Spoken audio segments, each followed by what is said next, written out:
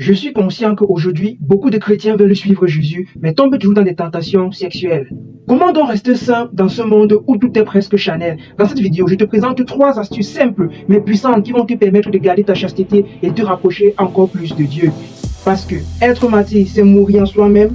Mesdames et messieurs, voici les 3 astuces.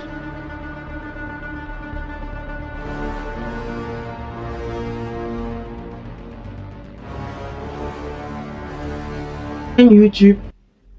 Bonjour à tous et bienvenue dans cette chaîne YouTube. C'est un réel plaisir pour moi de vous accueillir encore aujourd'hui. Alors si tu es tombé sur cette vidéo aujourd'hui, c'est parce que Dieu t'aime et Dieu veut te parler. Donc écoute bien cette vidéo jusqu'à la fin. Dans cette chaîne YouTube, je raconte les histoires des saints. Je montre comment est-ce qu'ils ont fait pour être saints. Et je donne aussi des conseils pour nous aider à nous améliorer nous-mêmes et à devenir des saints. Donc si tu es intéressé par cette thématique, merci humblement de t'abonner, de liker, de partager cette vidéo à plusieurs personnes pour agrandir le peuple de Dieu. Alors aujourd'hui, je vais vous présenter 3 astuces simples mais efficaces qui vont vous permettre de devenir sain, qui vont vous permettre un peu plus de quitter cette vie-là charnelle qui vous dérange et que vous voulez quitter mais vous ne savez pas trop comment faire pour y quitter. Je vous propose 3 astuces simples pour vous permettre de vous améliorer, pour vous permettre de grandir, de devenir vraiment des véritables sœurs, des véritables personnes qui suivent Jésus-Christ. Alors, je vais commencer simplement. La première astuce que je te propose aujourd'hui, c'est d'éviter les occasions de chute. Éviter les occasions de chute comment? 1 Corinthiens 6:18 dit « Fuyez l'impudicité », comme pour dire encore « Fuyez la fornication ». Alors c'est simple. Comment vous allez faire pour fuir la fornication? Ce qu'on peut faire de façon simple, je dis vraiment simple, c'est de faire quoi? C'est d'éviter les films, d'éviter les séries ou d'éviter les conversations qui animent en nous le désir. Donc si tu veux fuir la fornication, ça c'est vraiment quelque chose de simple et qui marche. La première chose que tu dois faire, c'est d'éviter de voir des films ou alors de voir à la télévision constamment, de voir des films, des séries ou alors des conversations qui activent en toi le désir. Par exemple, il y a les films où dedans il y a des scènes vraiment de sexe à tout moment. Quand vous regardez ces films, à la fin, qu'est-ce que cela anime en vous? Vous avez aussi envie de faire de l'amour, vous avez aussi envie, vous ressentez un besoin de désir charnel. Et directement quand vous partez voir votre copine ou bien une fille, ou bien si vous êtes fille, quand vous voyez un homme, tout ce que vous pousse, c'est quoi? C'est justement reproduire en fait ce que vous avez vu. Alors que si vous fuyez ces choses-là, vous voyez par exemple quoi? Je vous propose à la place de regarder des films chrétiens. Regardez des films chrétiens ou alors des documentaires qui éveillent votre esprit. Des films chrétiens qui vont vous apprendre des choses et vous aider à vous améliorer vous-même. Voilà une astuce simple qui va vous permettre d'éviter cela même avant que ça n'arrive. Donc rendez d'abord votre esprit pur, vos pensées pures, en faisant quoi? En évitant ces films et ces séries-là qui parlent de sexe et de tout ce qui n'est pas bon. La deuxième astuce que je te propose, c'est de remplir ton corps et ton esprit de Dieu. Comment est-ce qu'on va faire pour remplir son corps et son esprit de Dieu? C'est simple. Le matin, vous priez, vous consacrez votre journée à Dieu et vous demandez de vous protéger, de faire en sorte que vous fuyez l'impudicité, de faire en sorte que au cours de la journée, vous ayez des pensées pures. Ce qui va faire en sorte que si vous voyez une fille, ou bien si vous êtes une fille, si vous voyez un garçon, rien que cette prière-là peut déjà vous protéger de base de certaines pensées. La seconde chose, c'est que vers midi aussi, généralement, même si vous êtes en train de marcher ou bien si vous êtes en train de travailler, dites une petite prière à Dieu. Il ne s'agit pas de ça, de prier pendant longtemps. Vous pouvez faire, même si vous êtes en marchant, vous faites une petite prière à Dieu. Vous dites, Seigneur, fortifie-moi, je veux me rapprocher plus de toi, je veux te ressembler, donne-moi la force d'y arriver.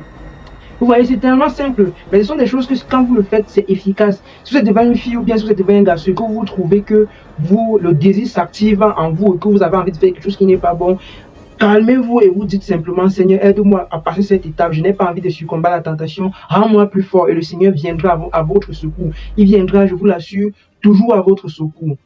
Et très souvent aussi, il faut chanter, faire des chants à Dieu, chanter des chants religieux. Je sais, c'est bien dans un monde où il y a beaucoup de musique mondaine qui passe, qui active le désir en nous. Mais si chaque jour tu te lèves, tu chantes des musiques mondaines où on parle seulement du corps de femmes, de fesses de femmes, ou bien si on parle seulement de relations brisées, de couples, d'amour, ça fait que dans ton esprit, il y a seulement ça, Et d'une façon ou d'une autre, ça va aussi attirer le désir à toi. Or, ton objectif, c'est de faire quoi?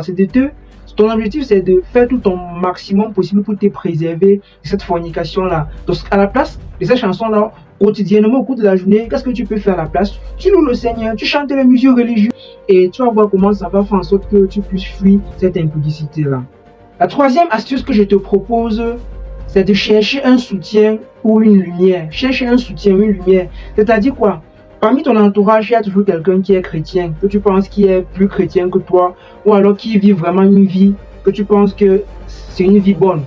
Quand je dis un soutien, ça veut dire c'est une personne avec qui tu peux souvent aller voir cette personne-là, vous causer, vous converser, et puis vous essayez de vous entraider. Demandez à un ami de vous épauler. Si vous avez un problème, allez voir un ami, vous causez avec cet ami, vous lui dites ce que vous ressentez. J'ai vu une fille ou bien j'ai vu un garçon, si vous êtes une fille, j'ai vu un garçon, il me plaît vraiment beaucoup, j'aimerais faire telle chose avec lui, mais je sais que si je commence, on va directement coucher ensemble et c'est pas ce que je veux. Causez avec cet ami-là, essayez d'avoir des conseils pour pouvoir vous améliorer dans votre vie, vous-même d'abord. Et lorsque ça sera fait, si vous voyez, même si vous êtes avec cet garçon-là, vous pouvez être amis pendant longtemps. Le moment où vous allez pouvoir vous marier, vous allez passer à l'acte. Mais pour l'instant, calm down, ça va aller. Ça va aller. Je sais que nous sommes dans un temps où il y a beaucoup de choses qui sont charnelles, beaucoup de choses qui se discutent, beaucoup de choses qui sont difficiles, c'est difficile vraiment à se retenir. Mais si vous voulez vraiment atteindre le niveau de sainteté, ce sont des choses qu'il faut faire pour pouvoir vraiment se rapprocher de Dieu. D'ailleurs, Jacques chapitre 5 verset 16 dit, confessez-vous les uns aux autres et priez pour vous les uns les autres.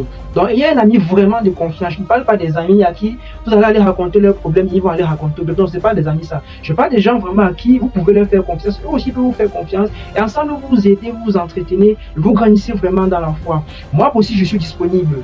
Je vais laisser mon WhatsApp en commentaire. Vous pouvez venir m'écrire, vous pouvez me poser tous les problèmes qui vous dérangent, toutes les choses qui vous tracassent. Je me forcerai à vous répondre. Ce qui est aussi bien, c'est que comme je ne vous connais pas, je ne veux pas vraiment savoir qui c'est. Je vais juste me contenter de répondre simplement à la personne et ça va vous aider à grandir si vous voulez vraiment grandir.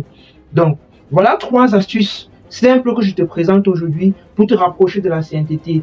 Donc, si tu aspires à être saint, si tu aspires à être une bonne personne dans ce monde, si tu aspires à trouver un mari ou bien une femme plus tard digne de ce nom, et si tu veux la grâce de Dieu dans ta vie, voilà 3 astuces que je te présente pour te préserver et pour attendre celle-là ou bien alors celui-là qu'il te faut dans ta vie. Voilà, c'était tout pour cette vidéo. Je t'ai présenté 3 astuces pour te permettre d'être plus sain. Tu peux me mettre un like pour que je puisse continuer à produire ce genre de contenu si cela t'intéresse. Tu peux m'écrire Amen en commentaire si tu veux garder ta pudeur en Jésus. Tu peux aussi m'écrire sur mon lien WhatsApp en inbox si tu as un problème. Je pourrais prier pour toi. Je pourrais prendre un temps de prière et prier pour toi, pour ton problème. Si tu veux aussi simplement discuter avec moi à propos d'un sujet, je suis là, je suis ouvert. Je pourrais parler avec toi, je pourrais t'écouter. Donc je suis là pour vous. C'est l'œuvre du Seigneur qui se fait. Donc on rend grâce à Dieu pour cela. Abonne-toi à la chaîne pour recevoir chaque semaine des conseils et des histoires qui parlent des saints. Que Dieu te bénisse.